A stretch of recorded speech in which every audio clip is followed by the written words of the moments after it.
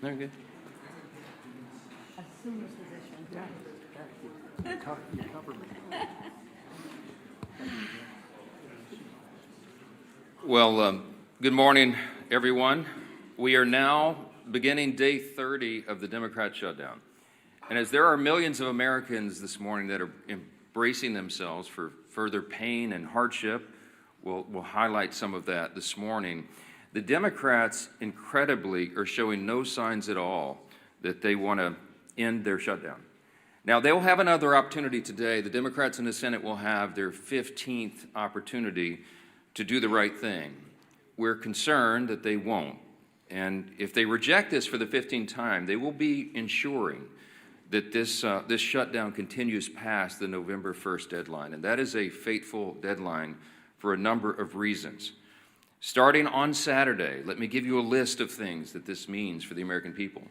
It means that tens of millions of American families will struggle to keep food on the table because the SNAP program benefits will run dry.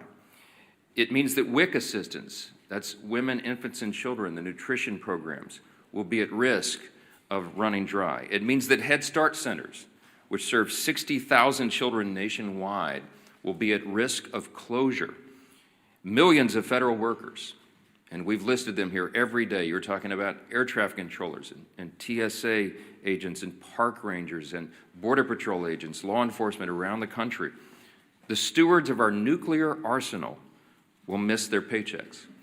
Thousands of flights, by result, will be canceled or delayed, while our borders and national security will be directly jeopardized at a very dangerous moment in world history. And our country will lose tens of billions in gross domestic product. With each passing day, the pain gets more real. And the Democrats are guaranteeing when they vote to reject our clean funding resolution. We expect they will do that again today for the 15th time. They are showing no shame whatsoever in their actions. Now, just as we clearly know what is happening, which we've recounted here every morning, the American people can never forget. We also clearly know why it's happening. And I brought a few friends. We brought some colleagues here from the state of New York and New York City to share with you about some of what's going on here. Back in March, this is very clear what happened. Let me summarize very briefly as I can. Back in March, Chuck Schumer voted for the clean CR, the same measure that's on the floor now. He did the right thing, and he went on the floor of the Senate, and he gave an impassioned speech of why we could never inflict all this pain on the American people. He meant it from his heart, and he was consistent in what he had done over his 44 years in Congress, always voting to fund the government. But when he did the right thing in March, he received an onslaught of criticism from the far left base in the Democrat Party. He almost lost his job. Many of you wrote about it. He was in jeopardy of not winning his next reelection. That's how serious it was. So Chuck Schumer got a bunch of consultants and staff in a back room, and they concocted a plan, a political stunt. And they determined right then that the next time there was a funding measure, no matter how meritorious and no matter how much it would cause pain to the American people, that he would vote against it. He would show a fight to President Trump so he could save his political skin. It's exactly what happened.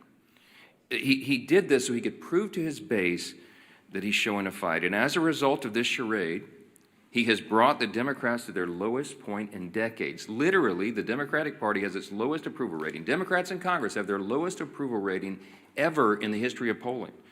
The labor unions, working class Americans, independents are fleeing his party. And they are coming to the party of common sense because they see us here trying to solve these problems. They see us here voting over and over and over to fund the government and give them their paychecks. And they see the Democrats dug in against it. And now Chuck Schumer is desperately trying to cling to power. Unfortunately, when you make decisions out of fear and political desperation, you have already lost control. And the new power center in the Democrat Party is one that should frighten every common-sense American. The radical socialist wing is rising. It is led by people like AOC and Bernie Sanders. Hakeem Jeffries and Chuck Schumer know this. They're smart politicians in that way. They can feel the political winds, and they know that they have to continue to act belligerently in order to gain the favor of the far left. It's their own political survival that they had put in front of the needs of the entire country. Let me say that again. The Democrat leaders in the Senate and the House have put their own political survival in front of the needs of the American people. Exhibit A is Zoran Mamdani.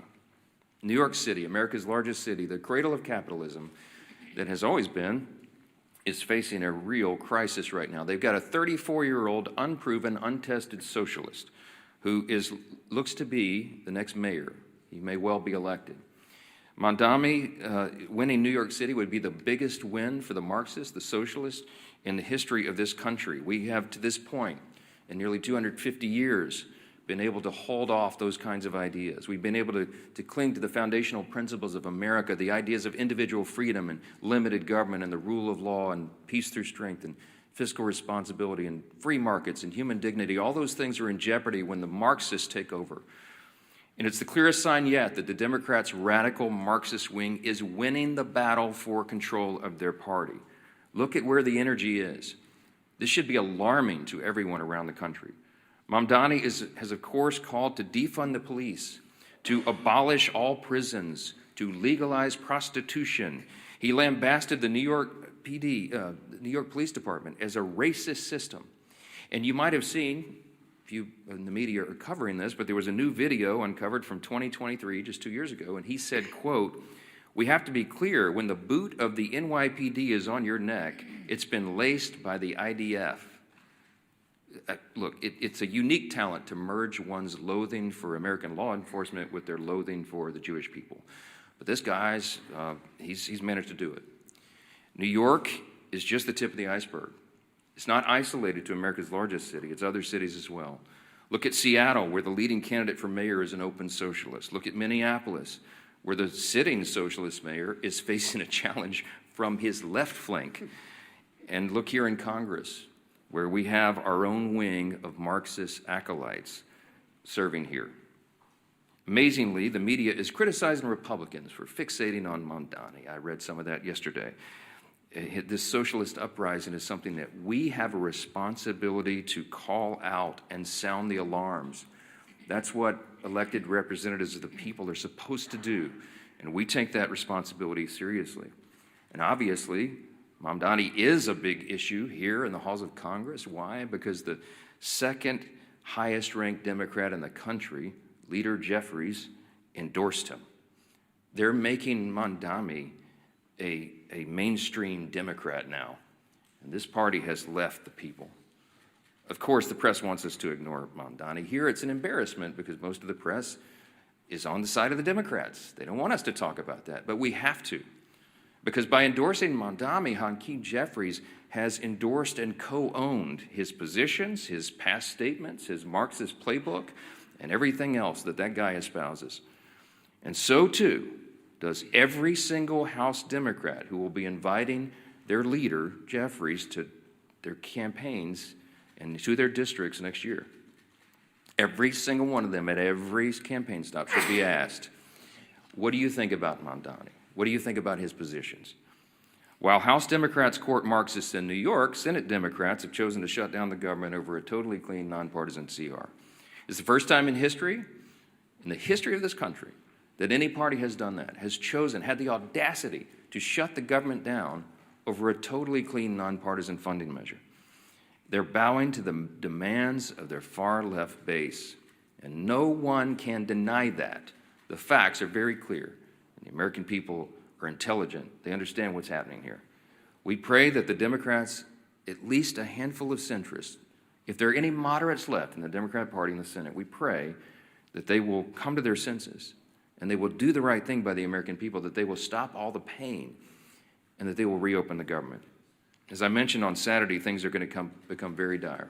There is one way out of this, the easy way, the obvious way, and that is for the Democrats to do their job and vote for the CR. Now, I mentioned we brought some of our good friends and colleagues here from New York to talk about the mess that the Democrats have created in the Empire State. Now, why are we focusing on New York? Because, again, it's a bellwether for the rest of the nation. If you're watching at home, you need to understand the dynamics of what's happening in New York, because you have to ensure that it doesn't happen in your city, in your town, in your state. And these folks are watching this, and they're fighting it. Our Republicans in New York are trying to hold the line. They're trying to defend what is great about this extraordinary and exceptional nation that we have. But they have a lot of headwinds. And they're here to share how this reckless shutdown is impacting everyday New Yorkers. And I'm delighted to bring up to the podium, before we get our leadership reports here, one of my dear friends and colleagues and classmates back from the 115th Congress when we came in as freshmen together, Congresswoman Claudia Tenney, who is from the 22nd District of New York. She does an extraordinary job here for her state and for the country. Claudia, go ahead.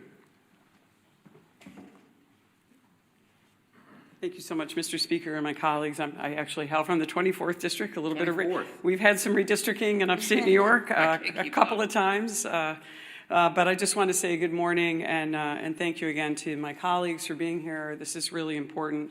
And I wish I could say that I am surprised by what we're witnessing, but this is exactly what happens when the Democratic Party surrenders to its most radical fringe. Chuck Schumer and Hakeem Jeffries lack the political courage to stand up to the Marxist, anti-Semitic, anti-law enforcement base led by Mamdani now, AOC, and Bernie Sanders. Schumer and Jeffries are both weak leaders from New York, and specifically New York City, where they have never had to face serious political opposition and have enjoyed nothing but glowing praise from their friends in the media. They are ill-suited to lead the Democratic Party at the national level, which is on dramatic display with each passing day of this tragic shutdown.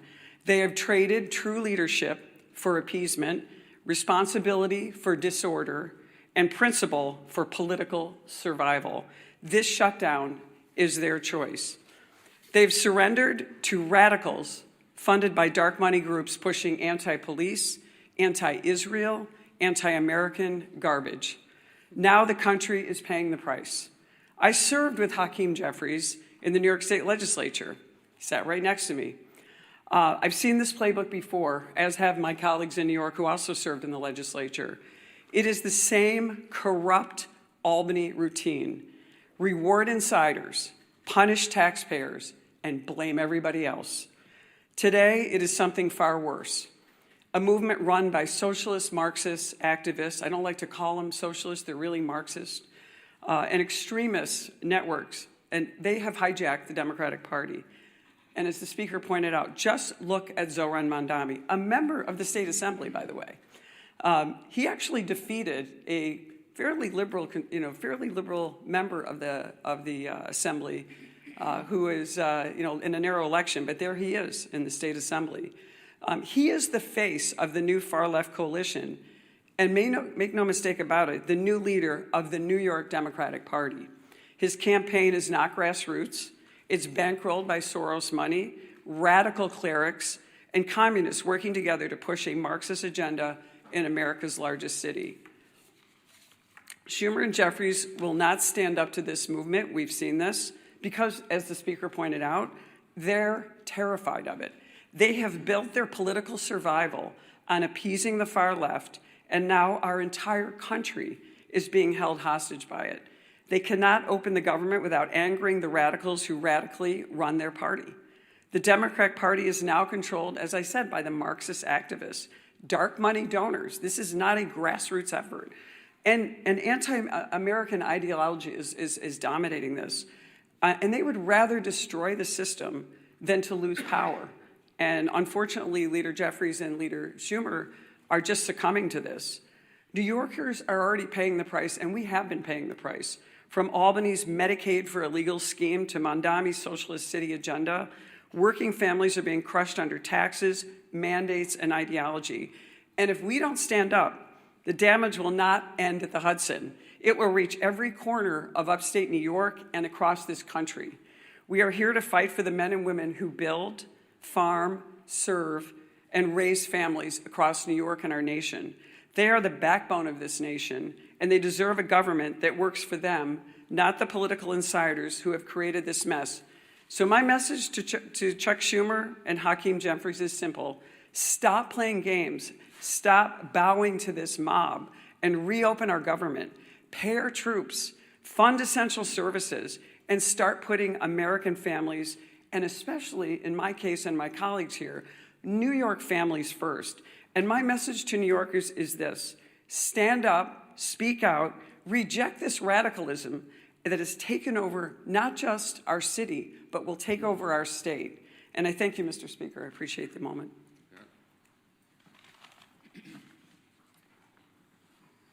Well, thank you, Claudia, and my other colleagues from New York for coming. And it's so sad to see what's happened to that great state of New York. But if you go back to November, when President Trump won an overwhelming victory to come back as president, defeating Kamala Harris, winning every one of the 7 swing states. In those months after, what you saw was this internal conflict within the Democrat Party. Who is the head of the Democrat Party? You heard it over and over. Some people were trying to raise their hand. A very, very weak bench of failed leaders, primarily, governors from failed states, wanting to jump ahead of everybody else and claim the title.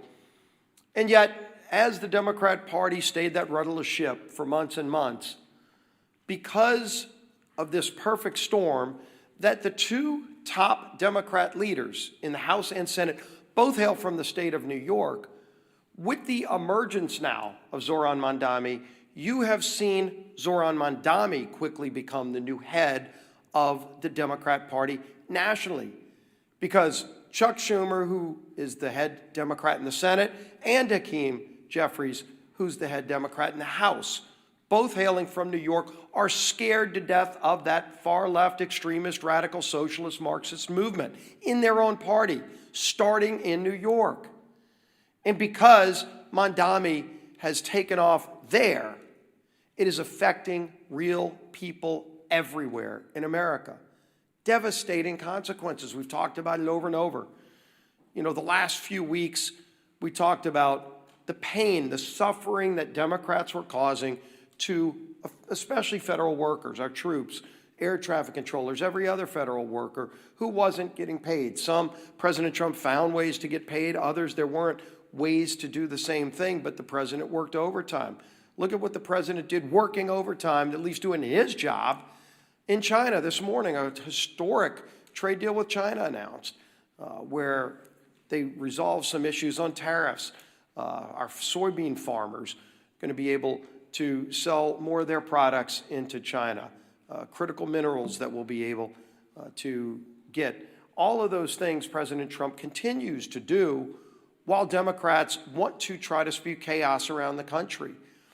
But the harm to families, as we've been talking about, while real, is unfortunately going to get worse. And we've been telegraphing this for weeks, pleading with our Democrat colleagues in the Senate.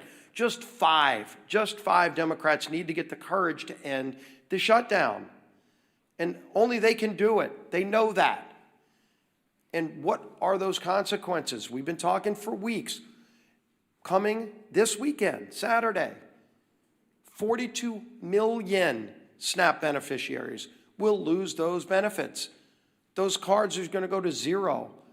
When they go to the grocery store to try to put food on the table, there will be no money in those accounts. And what is Chuck Schumer going to tell those families? It's no longer hypothetical. It's no longer theoretical. It's real suffering and pain, and they know that. We've given you the quotes over and over these last few weeks. They admit they are causing suffering. They're using the American people for leverage, and they just don't care. But I think they're going to start hearing more and more from people. There's some people we've been hearing from. The National Veteran Advocate, his retired U.S. Army Sergeant Eric Donahoe, said this, quote, "The decision to vote against advancing the CR is now causing financial harm to families who serve this country." He went on to say, quote, "When I spoke with Democratic staffers that I know they called this shutdown a political opportunity. They think the more Americans hurt, the more power they gain. They even bragged about it," Donahoe said. Quote, "This isn't a headline to us. It's rent, it's groceries, it's mental health, it's stability." And of course, you've heard just a few days ago, we had the National Air Traffic Controllers Association and the American Federation of Government Employees demanding that Democrats pass the clean CR. More and more, you're seeing this growing chorus of people from all corners, including Democrat corners, telling their own party leaders, stop this madness, end the madness, and vote to open the government. But again, this weekend, it gets even more painful, more suffering that they will impose if they keep this madness up. And so I'm going to try to find 5 Democrat senators. It's all we need is 5. So let's start with John Ossoff in Georgia. Starting this weekend, over 1.3 million enrollees in SNAP in his home state of Georgia lose their benefits. 1.3 million, Senator. What are you going to tell those families if you vote no today? If you vote to take their food away this weekend? That's what your vote means today. 109,000 federal workers in his state of Georgia. Of course, the largest airport in America is in his home state of Georgia, and they're already experiencing flight delays in Atlanta. 231,000 women, infant, and children will lose their benefits in Senator Ossoff's home state of Georgia if he votes no today. Think about them when you're casting that vote. Senator Warner in Virginia, 825,000 SNAP enrollees in his home state of Virginia. 189,000 federal workers. Don't come up here and give some speech lamenting about the hardships those people are facing when you're the one voting to impose those hardships. You can stop that today by voting yes. 107,000 women, infant, and children will lose their benefits in Virginia if Senator Warner votes no. Tina Smith in Minnesota, 452,000 enrollees in the SNAP program, 33,000 federal workers, and 101,000 women, infant, and children in Minnesota will lose their benefits if Tina Smith votes no today. Gary Peters in Michigan, over 1.4 million enrollees in SNAP. No food stamp benefits this weekend to 1.4 million Michiganders. 56,000 federal workers, 189,000 women, infant, and children will go without food this weekend in Michigan if Senator Peters votes no. Senator Sheehan in New Hampshire, 76,000 enrollees in SNAP, 9,000 federal workers, and 12,000 women, infant, and children will go hungry in New Hampshire if Senator Sheehan votes no. I could go on with more and more of these. All we need is 5. That's 5 right there. If they get the courage, they don't have to impose that pain on families. But the only way this suffering is prevented is if they come to their senses and vote yes. We all know the math. We all know what's needed. But it's not just math. It's millions and millions of families across this country that will truly suffer and go without food if they vote no today. It's a straightforward vote. We've all voted yes and passed it through the House over a month ago. End the madness and pass this bill. Our whip, Tom Emmer.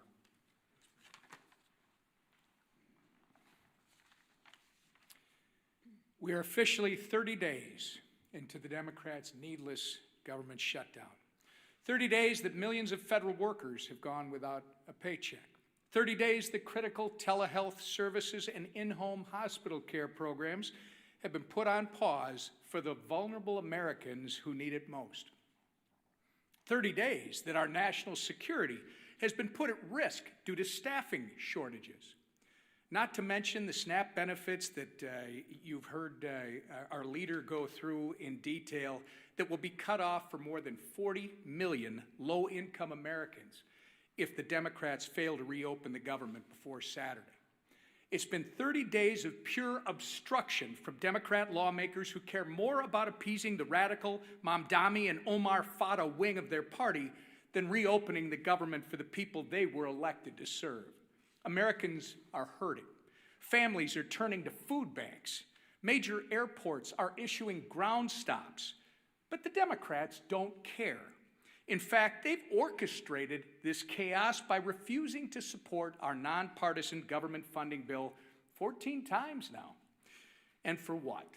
So that they can kowtow to the people like Kami. And I will just say to my great friend and colleague, Claudia Tenney, socialists are now the moderates in my grandfather's Democrat Party. These are communists and Marxists. They are kowtowing to the people like Kami Mamdani ahead of the election. People are struggling in the meantime to put food on the table, and the Democrats are too busy playing politics to do anything about it. It's disgusting, and it needs to end. I say it every day when we do this. Remember, all we need is 5 Senate Democrats to come to their senses, break ranks with Chuck Schumer, support our clean CR, and reopen the government. It's past time for Democrats in Congress to get serious and do their jobs for the people they were elected to serve, not for the communist mayoral candidate in New York City, our conference chair. Thank you. Kami Mandami, that might stick. That might stick. Well, good. Yeah, the truth hurts, right? Works. All right. Well, this Saturday, SNAP benefits run out for 42 million Americans.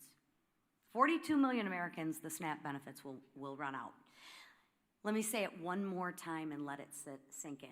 42 million families, including thousands in my home state of Michigan, could lose the ability to put food on the table for their families. Why? Because Democrats choose to use their pain and their hunger as leverage. Leverage for more wasteful spending, leverage to satisfy their radical base. And what are Republicans doing? Republicans did their job and are going to continue to do our job. We voted for a clean, responsible bill to keep the government open and fully fund SNAP. So let me be very clear. Republicans voted to continue funding for SNAP and continue to have families have the ability to feed their families. Democrats voted to take food off the table and voted to discontinue SNAP benefits. It is that simple. Democrats voted to shut it down, and they voted to deny food assistance to 42 million Americans. And they voted that way more than a dozen times. Just so y'all didn't get confused, they wanted to make sure that they rubbed it in your face more than a dozen times that they wanted to stop the SNAP benefits. Not just once, not just twice. They wanted to make doggone sure you knew they voted more than a dozen times to kill the SNAP benefits, to take food off your table. Just so you're clear. And let's remember, they did it, and let's make sure that we don't forget, and let's make sure we remind them who voted to keep food on the table and who voted to take food off the table. Because at some point in time, they're going to reverse what they're talking about and do what they normally do, and that's try and blame us. But let's hold them accountable for once to the votes that they've taken. I can assure you I will. I met one of these recipients last weekend while I was volunteering at a food bank in St. Clair County. His name was Jim. Jim's wife is a teacher, and he's a retired auto worker. They rely on SNAP to help cover the cost of groceries. Jim waited in line for more than 3 hours because he knows he won't be getting his benefits. That's what he told me. But you know what he told me? I thought this was very insightful. He told me, thank you. He told me, thank you for all you're doing to keep the government open. He also told me to please talk to our senators and ask them, since they voted and they campaigned on being moderates and reaching across the aisle, to fulfill their campaign promises and stop using families like Jim as leverage and care about the people that they were elected to represent. I also spoke with a woman who recently lost her husband. She's now raising her grandkids and told me she's never needed help before but now she's struggling to afford groceries. These are real people struggling, real people that Republicans are actually fighting for, and real people that I am fighting for. Jim is not leverage. Jim is a person with a family to feed. Open up the government and stop using Jim and his family as leverage to kowtow to your radical political base. Do what you know is right and what you have said is right, and open up the government. A farmer back home once told me, when you're not hungry, you have a lot of problems. When you're hungry, you have one. Right now, families on SNAP have a problem. And that problem should never, ever be used as political leverage. So Republicans, we're going to keep on working, and we're going to keep on fighting. And you know what? We will keep showing up. And while we keep demanding that Democrats stop using suffering Americans as pawns in their political games, I implore my two senators, do what you said you were going to do. Do what you said that you are. You've reached across the aisle. You're moderates. You care about people. Well, show that in your actions and vote for a clean CR for families like Jim who you represent. Please, they are counting on you. And every no vote means that you are keeping food from their table. So please, it is time to pass the clean CR and actually put the people who you represent, Americans, first. Thank you. We'll take a few questions. I just want to thank again our colleagues from New York, LaLota and Lawler, Garbarino, Langworthy, and Tenney. It's a difficult job to hold the line in that state, but they do it very, very well, and we're grateful they're there, and that there are so many common sense New Yorkers who still believe in freedom and in the greatness of America, and they keep sending us patriots like this to do the job. So we'll take a few questions. Yes, sir, Secretary. Thanks, Mr. Speaker. During the last shutdown in 2019, it was the first Trump administration, and they made sure that in the second month of the shutdown, SNAP benefits would go out. They had them sent early. Why do you think they shouldn't do that this time? Well, the president, this administration has done exactly what he did in the first term, and that is bend over backwards to make sure that we mitigate the harm. We explained here yesterday that any administration in a shutdown scenario has figuratively a control panel of pain dials. In the Obama administration, 2013, when they shut it down, they turned all the dials to 10. They wanted it to hurt, and so remember, famously, they put the yellow crime tape around the World War II memorial and prevented aging veterans from going and visiting these landmarks. They made it hurt. President Trump has done exactly the opposite. I mean, he's done everything he can. He's ordered all of his cabinet secretaries to mitigate the harm. So, for example, as you know, with WIC funding, they found a way to fund that with tariff revenue. We found a way to pay the troops once already in October, hopefully at the end of this month, by moving money around. But it's very difficult to do. Those are not inexhaustible funds. When it comes to SNAP, some of the Democrats have argued that you can use this contingency fund, but the truth is there's no legal mechanism to do it. Unlike with WIC funding that was attached to a 1930s-era statute that was related to tariff funds because it was related to nutrition and food coming over the border, there's no such legal avenue to give SNAP funding now. It doesn't exist. The problem is the contingency and the authority to do that was voted down in the CR when the Democrats themselves did it. So the president has lamented this. He has informed USDA and everybody. Do as best you can, but the money doesn't exist to do it. The simplest way to end the pain and the simplest way to make this stop is for the Democrats to do the obvious and right thing and vote for the nonpartisan funding measure so that we can turn everything back on. Then we will get back here, and then we will debate all these other extraneous issues. But right now, the first job of the government is to keep it in operation and take care of the people who depend upon all these services we've articulated today. It's nonsense, and it has to end, and you should be asking them the tough questions, why they're willing to inflict this pain on the people for their partisan political purposes. Yes, ma'am. Mr. Speaker, some more moderate senators Murkowski, Peters, and Shaheen have said that discussions on how to end the shutdown have picked up this week. Are you writing on those? How do you feel about them? And specifically, how do you feel about the idea of ACA subsidies working as a commitment? ACA subsidy. Look, I'm not surprised that the conversations are turning up in earnest. I mean, when you're talking about the handful of centrists and moderates that are there, they feel the pressure of this. You have all the major unions now coming out, as we've noted, demanding that they do the right thing and get the paychecks flowing again. You have flights being delayed and canceled. It harms people on their nutrition and their food and everything else. And so this is not a surprise to us. We welcome them doing the right thing, but again, we don't have anything to negotiate because we didn't put any partisan Republican priorities on the CR at all. I don't have anything I can pull off of it to make it more palatable for them. So our urge and our plea to them is just do the darn right thing and open the government. And then we'll figure all the rest of these things out. We were always scheduled. We were always planning to have the debate about the COVID-era subsidies and all these other issues in October, November, December.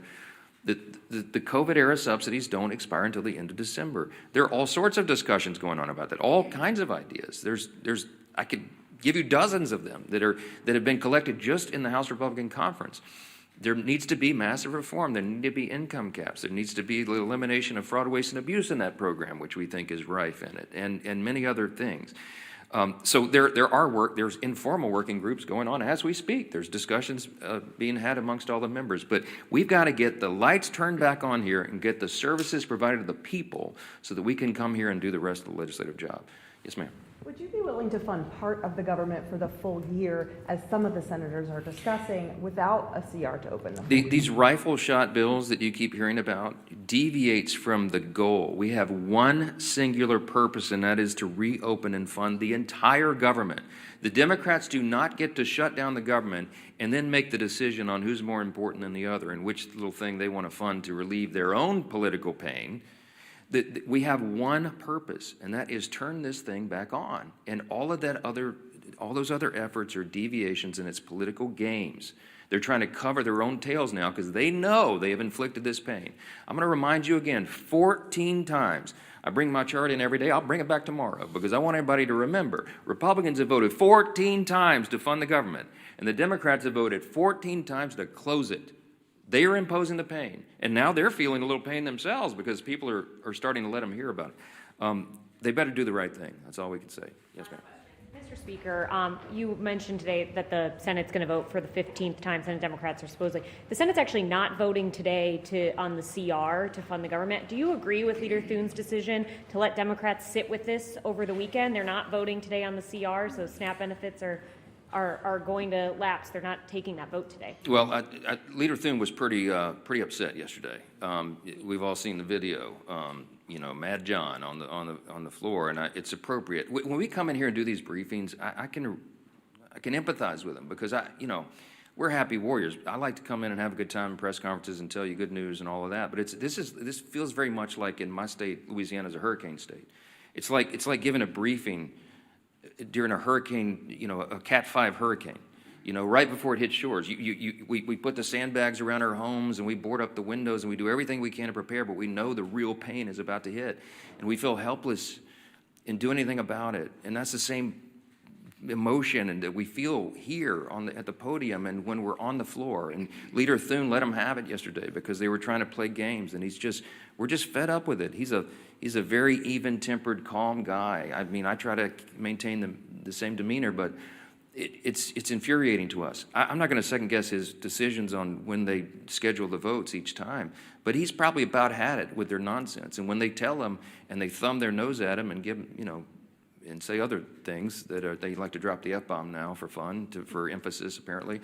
When they tell him those things, he probably recognizes it's a futile effort. He realizes they're dug in, they don't care. They're more afraid of the Marxist, socialist, far left in the party than they are the harm that they're going to cause in the American people. That's a fact, and you need to make them try to refute that because they can't. I'm grateful again for our New York colleagues for holding their ground and standing guard as they do and for being here. Thank you all so much.